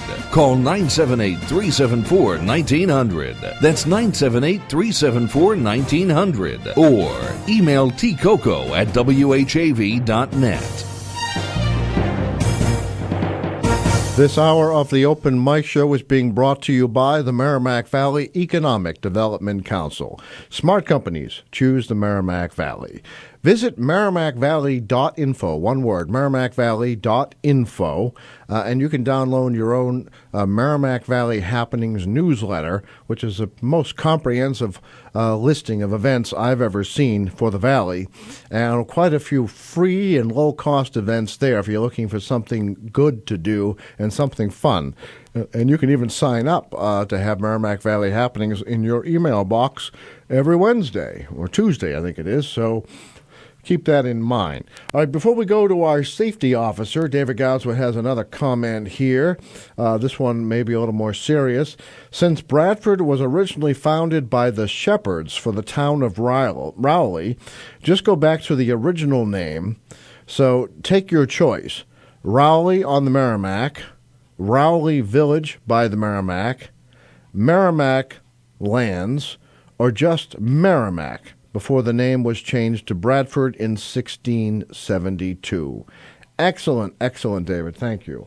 All right, Safety Officer Dave, are you reporting for duty? I certainly am, and I think the mayor ought to give me a sort of a little plaque for being safety officer for the city.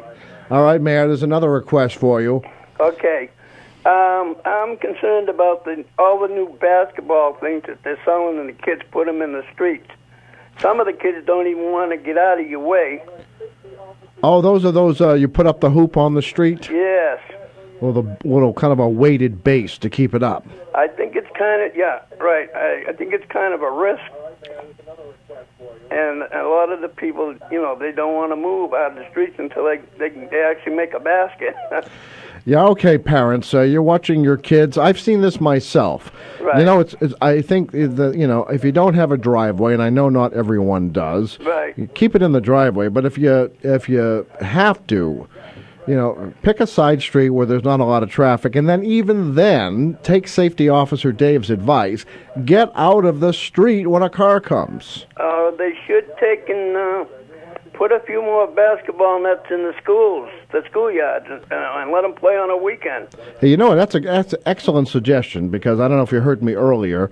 I don't think plastic fish are quite doing the job. I think maybe a little basketball area would be probably last longer and be safer for the kids. Excellent, Dave. Yeah, the school is a good schools, not just one school, but all schools.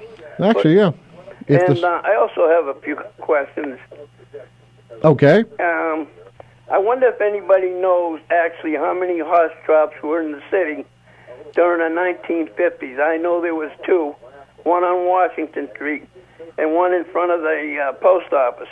So up until the 1950s, we still had at least two horse troughs. Horse troughs, yes. One in front of the post office, and where was the other one? Up on Mount Washington Street, across from where the drugstore used to be. Were they actually refilled with water? Yes, they were, when I was a kid. Really? Now, I wonder whose job that was. Department of Public Works? I don't know. I think they were piped in automatically. Really? Yeah. All right, David Goudswood, he's going to hate me for this, our open mic show historian. Okay. We have two horse troughs in Haverhill in the 1950s. Your question is, were there others? Yes. Ah, very interesting question. Also, down near Little River, they had what they call the hot dog stand. It was like A&W root beer stand. Okay. When I was a young kid. And you used to be able to go in there and get hot dog, chips, whatnot. And where was this? It was across from Little River. They used to swim down at Cashman's Field. Oh, okay. We used to swim down there when we were kids. And there was a hot dog vendor, and it was a A&W root beer sign? Yes. Oh, isn't that interesting? Well, as long as you were drinking A&W root beer, were you also drinking Moxie? Oh, yeah, Moxie was a big thing back then, and it still is. I mean, if you can find it, you know. Yeah, I remember that, although I have to admit I probably wasn't that much of a fan of the taste, but it was nice to be different. But a lot of people are backing away from the sodas now because it's more healthier for you, the water, I guess. That's true, although there's kind of been a joke about that. I mean, in 30, 40 years ago, the idea of buying water in a bottle seemed kind of strange, and I bet if you think about it carefully, it still is. But, the birds took over the water, not the human beings so much. Well, I suppose that's true. I mean, they unload in the water, and we're still drinking it, but, of course it's purified and whatnot. But hey, do you want to go to the Haverhill Police All-Stars game versus the All-Pro Patriots Celebrity Softball team? I wouldn't want to go, but I'm sure my grandson would. All right, how many tickets you need? How many people? Probably 3. All right, so then we'll get you 2 that admit 2, so that'll get you 4 people. Okay, that sounds good. All right, does Nate have your information? I'm sure he does, but I don't know. He don't know my address. All right, if not, can you? He probably doesn't. Can you call back while the news is on? Yeah. And he'll take that down. Thank you very much. No, thank you for I hope that the mayor takes it in consideration to put basketball nets in the schoolyards, because they do have some, like down on Union Street. There's one there, and of course you got one up at Swayze's Field. Those are out of the areas when you think about it. No, I think excellent suggestion. The schools are right in all the areas, and they're not that far away. No, excellent suggestion. I hope everyone is listening. If not, we'll do a recap later. And I see that a truck went through the ice up to Lake Winnipesaukee this weekend. Actually, I think I saw that. Yes, and of course. But we weren't there to help and pull it out. No, and you would certainly recommend against anything near the ice right now, I'm sure. Oh, of course. I used to go up there, and I've seen Winnebagos out on the ice. Oh, okay, wow. Yeah. Yeah, all right, we I'm going to won't let you go because I know you're very busy. All right, well, thank you. I want to thank you people very much for taking my comments in consideration. Well, thank you so much. Yes, sir. Take care. Bye now. Bye.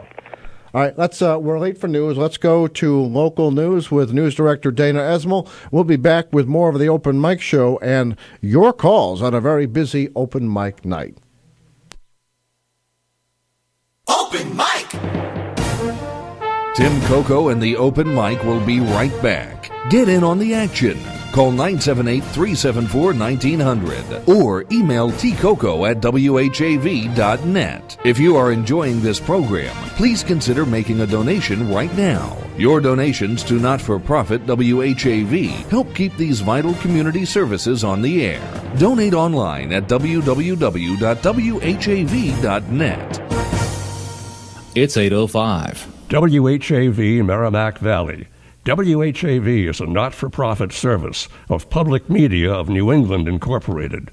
It's heard on 1640 AM, the web, at WHAV.net, and participating cable television stations.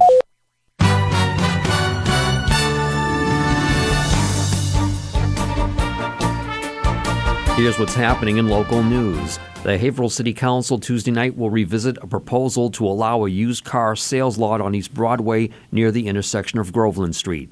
An application for a special permit by Devin Tucker, doing business as Ideal Service Center, to allow a 10-vehicle sales lot at 790 East Broadway was postponed by the council in January, subject to approval from the Board of Appeals.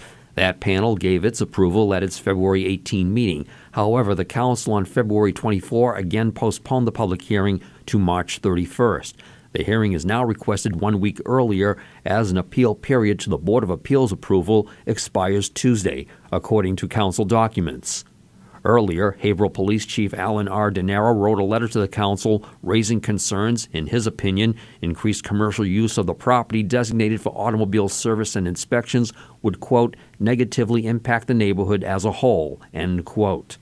Also on the council agenda, Mayor James J. Fiorentini is scheduled to present the annual State of the City address after the start of the meeting. The Haverhill City Council meets at 7 p.m. Tuesday in council chambers at Haverhill City Hall. Holy Family Hospital at Merrimack Valley, Haverhill, has announced a 10-year inpatient hospitalist at the facility will join practice at the hospital's Steward Primary Care of Haverhill offices. Primary care physician Yvonne Wilson, M.D., begins practice on Monday, April 6, and is now scheduling patients, according to a hospital spokesperson. Dr. Wilson has been an inpatient hospitalist at Holy Family Hospital at Merrimack Valley in Haverhill. During her tenure, she has served as a hospital board member, as chair of the Pharmacy and Therapeutics Committee, on the medical staff's executive committee, and as medical staff president. Quote, Dr. Wilson has been a respected hospitalist in the community for many years. Her education and years of experience make her a perfect choice for a primary care physician serving Greater Haverhill, said Steward Medical Group President George Claremont, M.D. For more details, visit WHAV.net. A rabies immunization clinic for pets in the town of Sandown, New Hampshire will be held from 10 a.m. to noon Saturday at the Sandown Fire Station, 314 Main Street, Sandown. The cost is $10 per animal. During the clinic, the town clerk's office will be open for the purpose of dog licenses and registration, which is required by Thursday, April 30th. For more information, visit www.sandown.us or call 603-887-4870. 2 Haverhill men are due to be arraigned in court on charges of drinking in public following their arrest by Haverhill police Sunday. Police report Jose G. De Francesco, 40, and Eric Milazensky, 39, both of Haverhill, were arrested at 6:40 p.m. Sunday at 111 Lafayette Square. Milazensky was additionally charged with possession of a Class E substance. A Haverhill man is due to be arraigned in court on motor vehicle and weapon-related charges after his arrest over the weekend. According to Haverhill Police, Jose Chico Rodriguez, 29, of Haverhill, was arrested at 10:30 p.m. Saturday at the intersection of Grove Street and Broadway. He was charged with operating a vehicle after license suspension, possession of ammunition, and a license plate violation. In local high school sports, the Whittier Tech Wildcats preparing to begin their spring sports schedule. The first scheduled match on Wednesday is girls varsity softball scrimmage at Winthrop High School. For more details, visit WHAV.net. Remember, WHAV is the only Haverhill-based news source, and it's always free. In the Edwin V. Johnson newsroom, this is Dana Esmail. From Feature Story News in Washington, I'm Rebecca Foster. World leaders are paying tribute to Singapore's first Prime Minister Lee Kuan Yew, who passed away at the age of 91. A representative for the U.S. State Department said he will be greatly missed. Daniel Russell, Assistant Secretary on East Asian and Pacific Affairs, spoke from the Embassy of Singapore in Washington. The founding minister was an extraordinary individual who contributed hugely, not only in the foundation of Singapore, but to regional and global priorities, as well as to the strengthening of the bilateral U.S.-Singapore relationship. His contributions are well known and numerous, and he will be greatly missed. Texas Senator Ted Cruz has become the first Republican to officially enter the 2016 race for the White House. He chose Liberty University in Virginia to make the announcement, where he promised to help restore the promise of America. Our U.S. correspondent Kevin McAleese reports. The hundreds of students who were required to attend the event were no less enthusiastic when the 44-year-old father of two threw his hat in the ring for the White House. I am announcing that I'm running for President of the United States. The setting, the world's largest Christian university, was Mr. Cruz's attempt to appeal to younger conservatives as he promised to repeal President Obama's affordable healthcare law, abolish the IRS and secure the US-Mexico border. However, the biggest ovation came when the Harvard graduate gave his support for the Israeli leader. Imagine a president who stands unapologetically with the nation of Israel. Ted Cruz is currently trailing other Republican candidates expected to join the race. Members of the American military are being urged to be careful about the personal information they share through social media. It follows the publication, apparently by the Islamic State organization, of a hit list containing the names of U.S. service members. The Pentagon has launched an investigation into the threat. Malcolm Brown reports from Washington. A group calling itself the Islamic State Hacking Division published what it claims are the names and addresses of 100 U.S. service members involved in the campaign against ISIS. The group calls on its supporters in the United States to kill those on the list. Authorities in the U.S. are investigating, although a defense official told the New York Times that most of the information could be culled from public sources online. The U.S. Marine Corps is urging its personnel to check their social media presence and limit the amounts of personal information they publish. Malcolm Brown, Washington. For more of the day's top stories, you can follow us on Twitter at Feature Story. From bureaus worldwide, this is FSN. WAVE weather. I'm WHAV meteorologist Gerry Best with WAVE weather across the Merrimack Valley. Another cold one with generally clear skies going through the night. Temperatures back down in the teens by early Tuesday morning. For Tuesday, mostly sunny skies and mid-30s. Clear at night, lower 20s. Sunshine followed by clouds on Wednesday. Slight chance of late day showers. Temperatures up in the 40s. Showers likely on Thursday. Mild in the 50s. This is Gerry Best. You're next to WAVE weather coming up in 30 minutes. Would you like to hear the wave on your stereo? Or even better, anywhere in your home? Check out the tips for better sound at www.whav.net. WHAV, Merrimack Valley, open mic.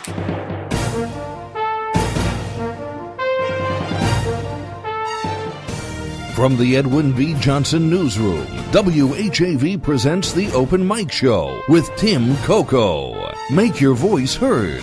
Call 978-374-1900. That's 978-374-1900. Or email tcoco@whav.net. And welcome back, everyone, to the Open Mic Show, a 50-year staple of democracy in the Merrimack Valley. This hour of the Open Mic Show is being brought to you by the Merrimack Valley Economic Development Council. All right, well, listen, Dave Goudsward, Open Mic Show historian, you're being challenged now. Corporal Gerry Boucher just called in. He says there was a horse trough in Lafayette Square near what was once Store 24. What is that now, a Tedesco? Behind the statue now, I guess. But there was a horse trough, according to Gerry Boucher, Lafayette Square. So, we're at the three of them so far that made its way all the way to the 1950s. Wow. Well, gasoline prices kind of came down in the last few months, but they'll be back up again, and maybe it's time to go refill the horse troughs, because that might be how we're getting around in the future. Okay, we still have this challenge out to everyone, but in particular Marcelle. Here's to get a $10 gift certificate to Kimball Tavern Antiques. Here are, you need to kind of fill in the blank, 4 answers here. Haverhill's favorite son, John Greenleaf Whittier, used to frequent 2 New Hampshire towns. Which towns were they? Name 2. There were also 2 locations in that area named after John Greenleaf Whittier in New Hampshire. Name those 2 locations. Now, Marcelle, whether she realizes it or not, has 3 out of the 4. So she's the one to beat right now. So, folks, to win a $10 gift certificate, answer those questions. Also, still taking April birthdays and anniversaries. All you have to do is wish someone a happy birthday or a couple a happy anniversary. We take down their name and draw the last Monday of the month, which is this month. We have a long one, so March 30th, I believe it'll be. And we'll have, well, that's next week. My, this month went by fast. Okay, so they could win a cake from LBD, Second Generation Italian Bakery. This is real simple.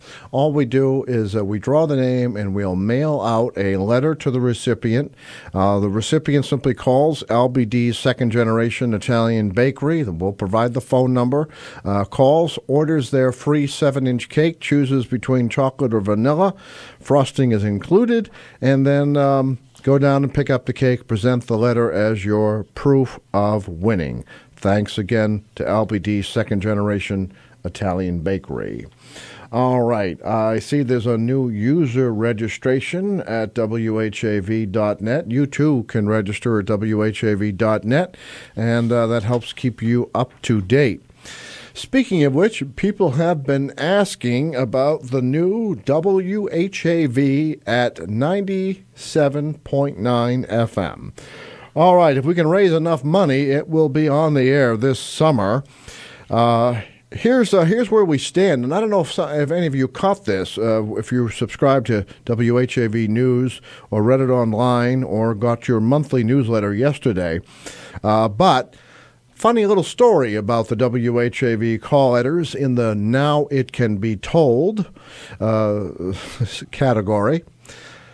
Well, after the original WHAV dumped the call letters, and before we could scoop them up from the Federal Communications Commission, the Coast Guard grabbed them. They grab batches of call letters, and then they are responsible for assigning them to ships in the National Vessel Documentation Center in West Virginia, of all places. And the WHAV call letters ended up on a barge called the Penn 91, Penn for Pennsylvania, Penn Maritime. And behind the scenes, even though WHAV, Public Media of New England, Inc., actually owns the trademark to WHAV, that did not keep the Coast Guard from giving out those call letters. And thanks to some very nice people at Kirby Corporation in Houston, Texas, they bought Penn Maritime. Kirby Corporation, Joe Reniers, Vice President of Operations, he worked with WHAV to take those call letters off the ship, the barge, Penn 91, and its related tugboat, the Skipjack. And those call letters, we had to put a little more pressure on the United States Coast Guard to release them. Even if the ship releases them, they can control the letters for up to 10 years. The Coast Guard also gave in. Kim Demery at the Coast Guard signed those call letters over to the Federal Communications Commission. And then in a coordinated move, we captured them. And now the new radio station at 97.9 will indeed have WHAV as its call letters. Curiously, this is not the first time this has happened. Back in 1947, when WHAV first went on the air, it almost went on the air as WHGF, Haverhill Gazette, HG, WHGF. And where were the WHAV call letters then? Well, back then, Haverhill Police Department operated a shortwave radio station, and the FCC issued 4-letter calls to those as well. And Haverhill Police had WHAV. And thanks to Police Chief Lynch at the time, maybe some of you remember that name, Police Chief Lynch agreed to take WHGF for the police radio shortwave station, which I guess then became known as the Haverhill Gazette shortwave station. Not really. And WHAV went on the air in 1947. So history does indeed repeat itself. But the good news is WHAV will be back on the air at 97.9 FM. That signal is going to reach all the way to the ocean, to the east. It's going to go up into New Hampshire. It's going to reach westward out toward Andover and Lowell. It is going to put Haverhill back on the map. And the other piece of news is that WHAV will be the only FM radio station licensed to the city of Haverhill. That's correct. You may think there's another station here, but that station, which will remain nameless for the moment, is actually licensed to Andover. So this is good news for the city of Haverhill. Obviously, we have studios. Those have been built since 2004, and what we need now is to put up a tower and put a transmitter there and related emergency equipment that's required by the Federal Communications Commission, and have to pay the lawyers for all the work they did. And so your contribution is necessary. We're going to take a break for Community Spotlight, but first I just want to read through the names of the very many early contributors. We're calling these people charter donors because we actually haven't formally launched the Make Waves campaign. It's what we call a soft launch, just putting it out there, see who comes forward, and then we'll do the major campaign within days. But here are the contributors. Tom Bergeron. Tom Bergeron, Haverhill's favorite son of late. John Green of Whittier was our earlier favorite son. Tom Bergeron, host of Dancing with the Stars, got his start at WHAV in 1972, right out of Haverhill High School. He is very generous. He came forward with a major contribution to the Make Waves campaign, followed by Al Brenner, Jack Roy, Jessica Finicaro, David Tibbetts, Mark LeMay, Larry Olasky, Elaine Barker, Larry Seaman, Gene Poth, WXBJ Radio of Salisbury, Gerald McCall, Eva Rashik, and I hope I'm saying that right, Eva, Mary O'Neill, Joseph Edwards, Patricia Johnson, Pat Johnson, widow of Edwin V. Johnson, Carolyn and Charles Russell, Fred Simmons, Stan Colton, Jay McDonough, Connie Core, Michael Labonte, Tom Stites, and Greg Caleri. Thank you all very much for your contributions to WHAV's Make Waves, Bring Local News to FM campaign. It's still plenty of time for you to contribute, and really, this is a non-profit organization. Your contributions are absolutely vital. This is a grassroots effort, and that means no giant corporations are going to have their name all over this thing, unless we get desperate, and I hope we don't have to do that, that you can make your contributions. All you have to do, you can make it real easy. You can do it online. Go to WHAV.net. Just about anywhere you see Tom Bergeron's picture, you can click, and that'll take you to the GoFundMe campaign. If you'd prefer to send a check, very easy, WHAV 189 Ward Hill Avenue, Haverhill, 01835. But if you call 978-374-1900, Nate will take your information and send you a pledge envelope. Nothing could be easier. Let's take a break for Community Spotlight. Late as always, and we'll be back with more of the Open Mic Show for the wrap-up. Open Mic! Tim Coco and the Open Mic will be right back. Get in on the action. Call 978-374-1900 or email tcoco@whav.net. If you are enjoying this program, please consider making a donation right now. Your donations to not-for-profit WHAV help keep these vital community services on the air. Donate online at www.whav.net. Community Spotlight. The Breakfast Exchange Club of Greater Haverhill is having a Walk to Rock scavenger hunt and party May 30th in downtown Haverhill. Proceeds will go to heating assistance for the elderly in the Haverhill area.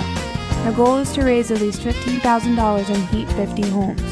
Registration begins at 4 p.m. on the upper parking deck across from Pentucket Medical. The scavenger hunt is followed by entertainment at the Tap Restaurant, 99 Washington Street. The party begins at the Tap at 7 p.m. Tickets are $40 each, including the scavenger hunt and party, or $30 each for the party only. Contact breakfastexchangeclub@gmail.com to purchase. Someone you know is on WHAV. To submit or read your own nonprofit announcements, click on the Contact tab at whav.net or email news@whav.net. In the Edwin V. Johnson Newsroom, this is Sarah Keesley. WHAV Open Mic.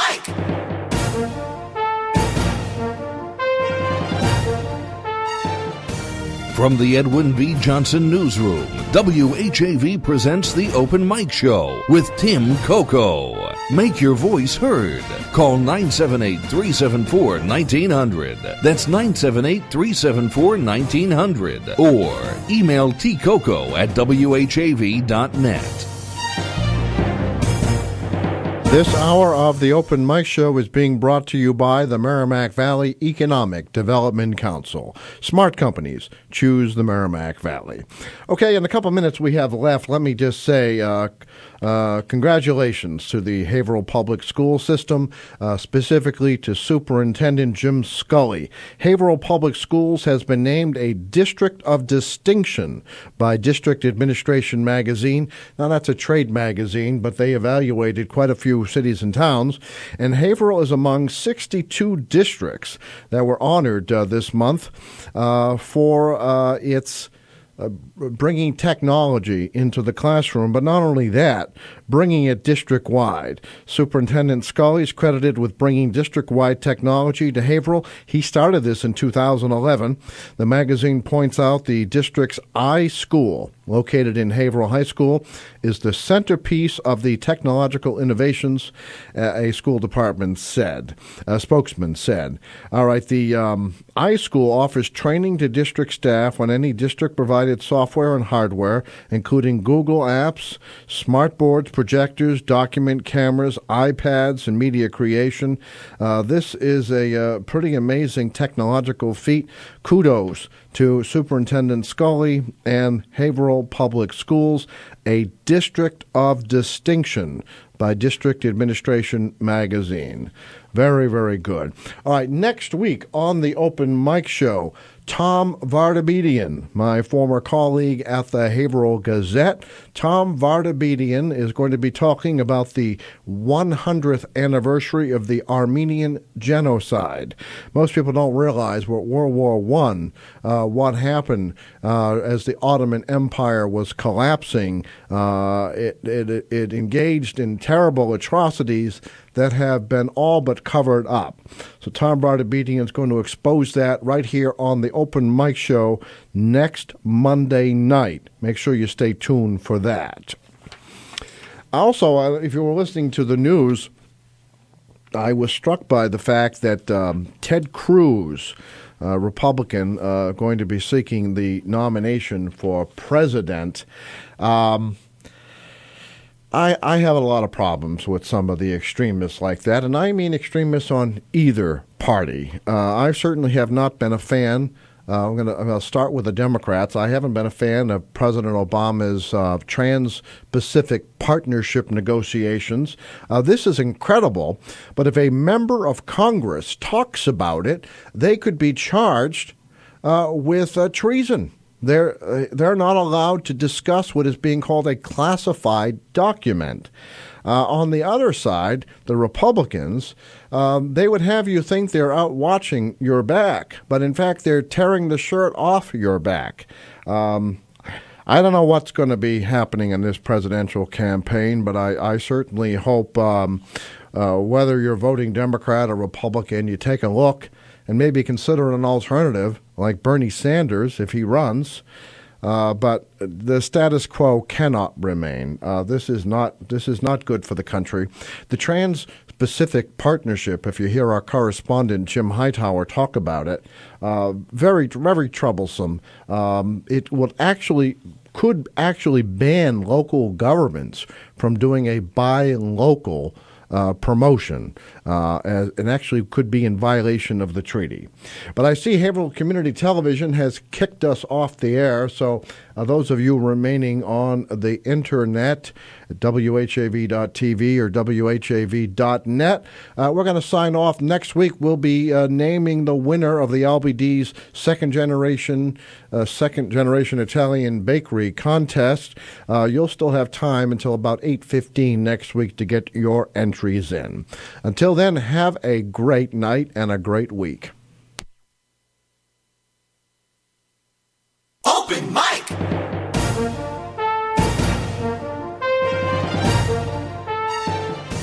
Join Tim Coco live on the Open Mic again next Monday night at 6:30. The opinions expressed on the Open Mic show are not necessarily those of WHAV, its underwriters, or affiliated stations. The Open Mic show came to you from the Edwin V. Johnson Newsroom.